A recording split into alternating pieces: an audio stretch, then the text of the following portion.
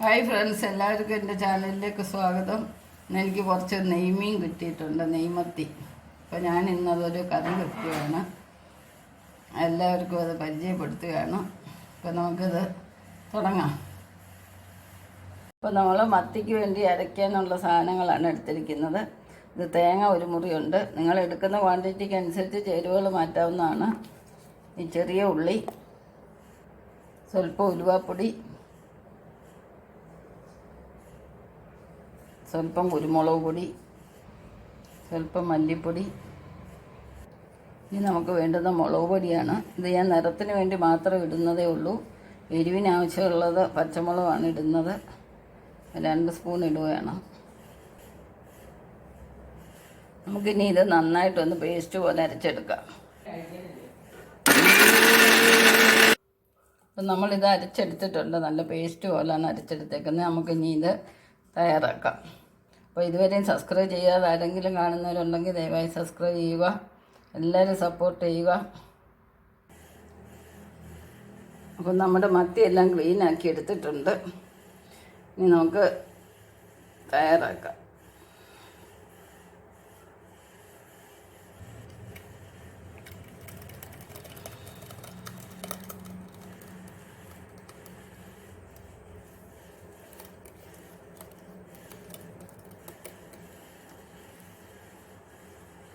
അപ്പോൾ നമ്മൾ ഇതിനകത്തിന് വടക്കംപുളിയാണ് ഇട്ടേക്കുന്നത്. വടക്കംപുളി നേരത്തെ തന്നെ കഴുകി വെള്ളത്തിൽ ഇട്ടിരുന്നു.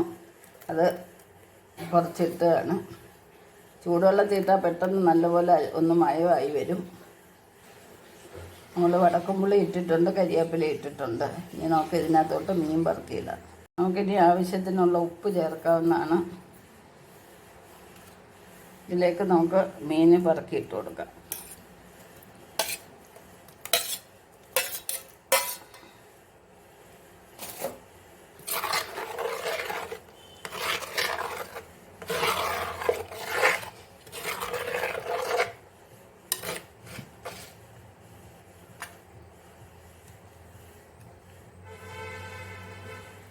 ഇനി നമുക്ക് ചെറിയ തീയിൽ വെച്ചൊന്ന്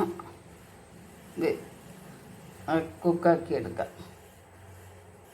അപ്പം നമ്മുടെ മത്തിക്കറി എല്ലാം റെഡി ആയിട്ടുണ്ട്. നമുക്ക് ഇനി ഇതിലേക്ക് ഇച്ചിരി പച്ച വെളിച്ചെണ്ണ ഒഴിച്ചു കൊടുക്കാം. ഇച്ചിരി കരിവേപ്പിലയോട് ഇട്ട് കൊടുക്കാം. അപ്പോൾ ഫ്രണ്ട്സ്, എല്ലാവർക്കും ഈ വീഡിയോ ഇഷ്ടപ്പെട്ടെന്ന് വിചാരിക്കുന്നു. നെക്സ്റ്റ് ഒരു വെറൈറ്റി ആയിട്ട് അടുത്ത വീഡിയോ കാണാം. ശുഭദിനം ആശംസിച്ചുകൊണ്ട് ബൈ ബൈ. നമുക്കിനി ഇതൊന്ന് ചുറ്റി കറക്കാം.